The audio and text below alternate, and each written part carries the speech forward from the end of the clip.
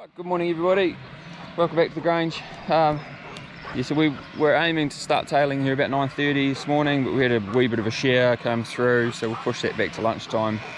So yeah, just in the process of getting these ewes and lambs that we brought down, left in holding paddock here, just poking through into the next one, and then yeah, after lunch we'll crack on. But just before that, we just got a meeting with the family, sorted out a few farming things, bits and pieces, but just took this chance to tidy up some rubbish from the wool shed, and yeah, so we'll get these through the gate.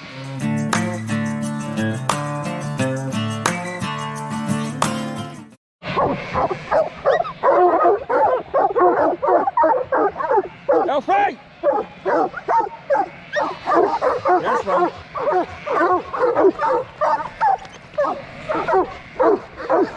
Jasper! Well, go, Jasper. Good boy. Good boy. Alfie!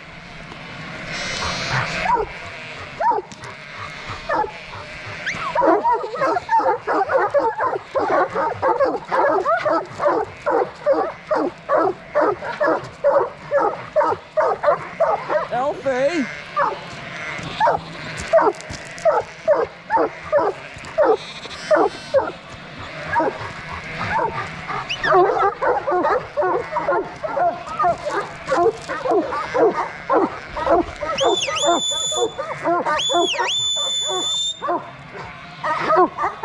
Well, go, Jasper!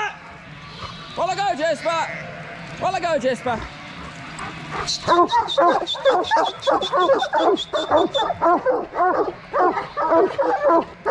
Well, go!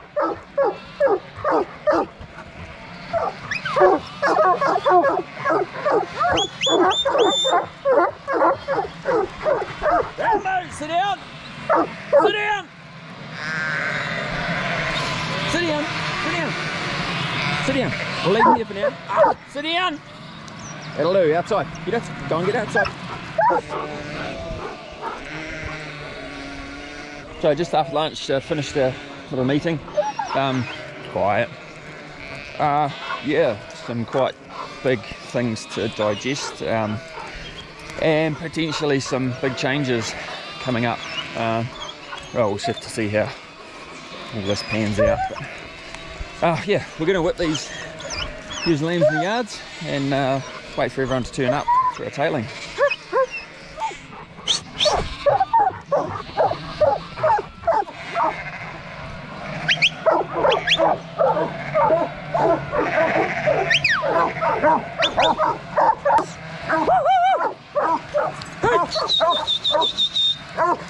Oh, little ones! That'll do, sit down! Steady!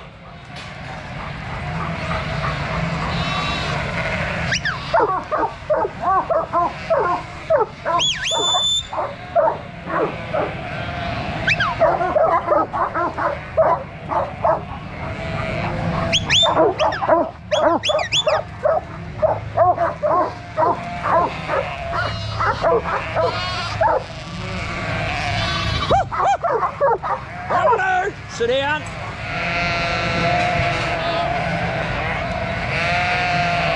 Boys, bit hot, isn't it?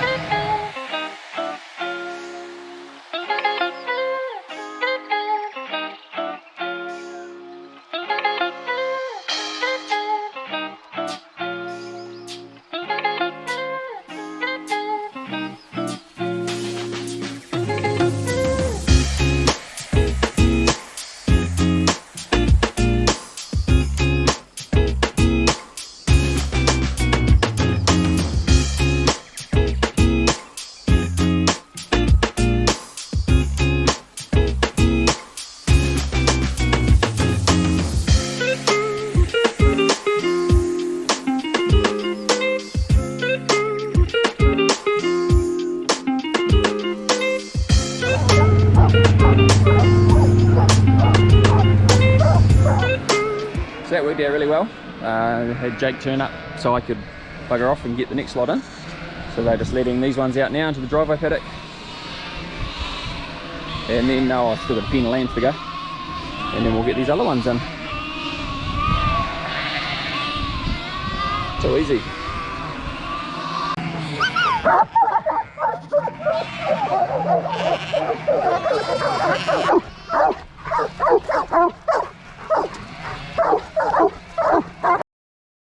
Hi. So what do we do today, Georgia? Tailed some lambs. Tailed some lambs. Yep, 500. 500. Yep, which was a good day, considering we only started after lunch. Yeah. And then we're just having a bit of a fire and a barbecue and a couple of drinks. And friends. Yeah, so it's pretty cool on a nice night. Yeah. Stand in the light here. You can't see. No, Seth, stand in the light here. Because you can see when you're standing in the light. There you go. Or barely. Bye. Good night. See you tomorrow. See you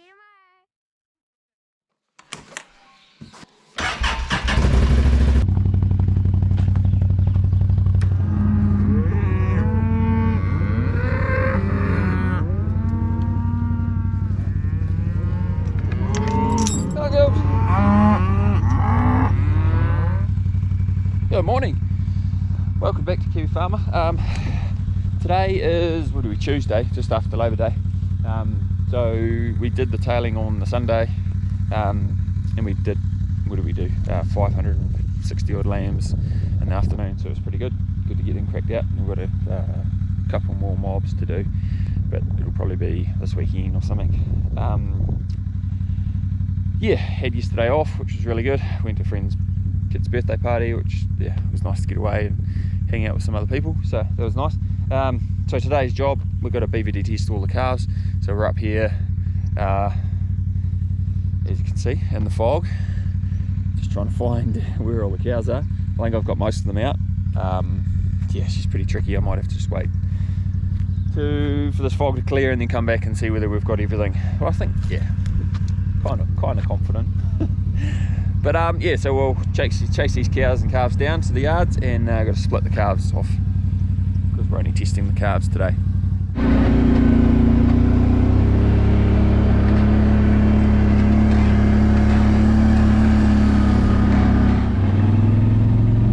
Right, so the bit is starting to clear up a bit more now that we're getting a bit lower on the hill.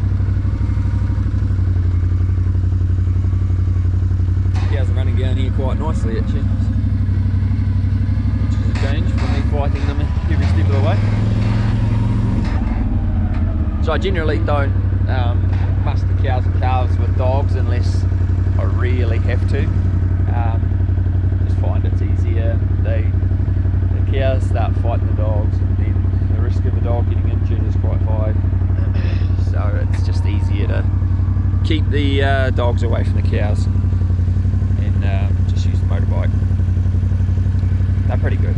The cows are pretty good with just the motorbike.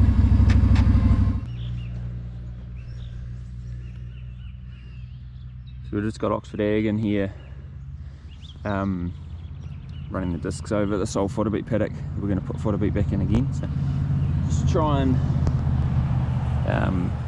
break up these clods a wee bit.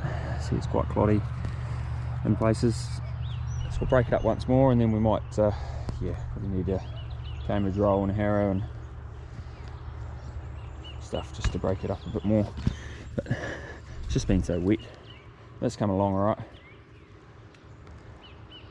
Yeah, we'll leave them to it, and yeah, we've still got a couple more hill paddocks to do, and then they're going to come back and do a Raffno one that's coming out of grass across the road there.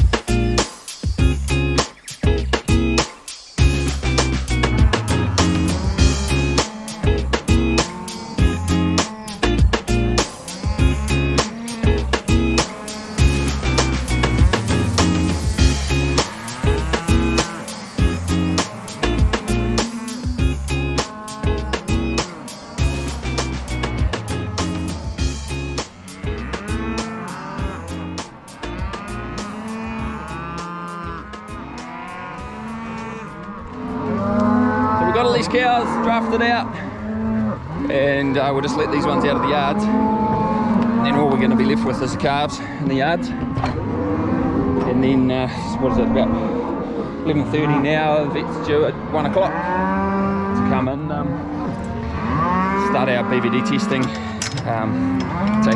taking the samples. Oh, I gotta get that off.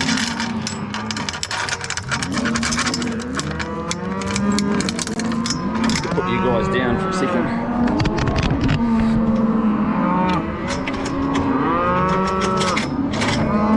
There you go.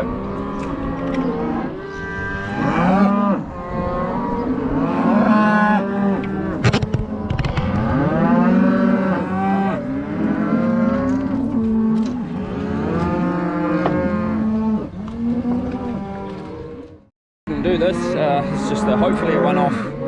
Get out of the way, girls. A one-off thing that we're doing here this year. So what we're going to do hopefully today is take all these calves in the yards and just give them an ear tag, and the process of giving them an ear tag, they take a sample, but we'll clarify that up with the vet when he gets here. These are all the calves.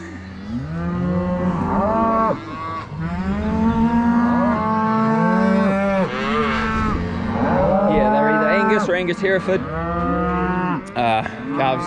Yeah, most of them are looking pretty good. Pretty happy with them. And we've just got five over the road that we'll bring over some other time. There's no, we'll get the majority of these done.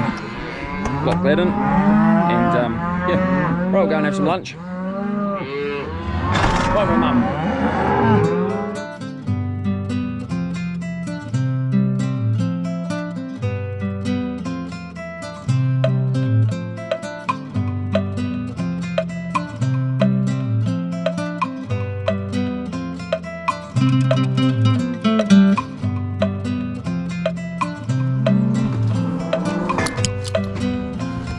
No, don't be silly.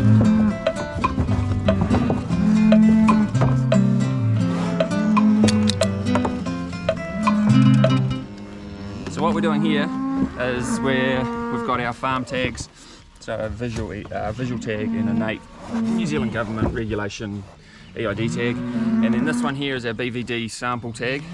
So it goes in just like a normal ear tag, but it leaves, I'll show you, it leaves a sample of tissue in here, and then that goes off to the lab to get analysed for BVD.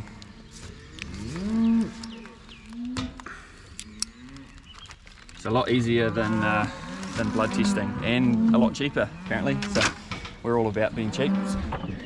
Go now, Chop, go find your mother.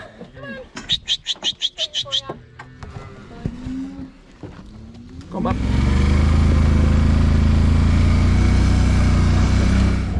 Oh, you got a milk moustache. There you go. Go and find mum and have another drink.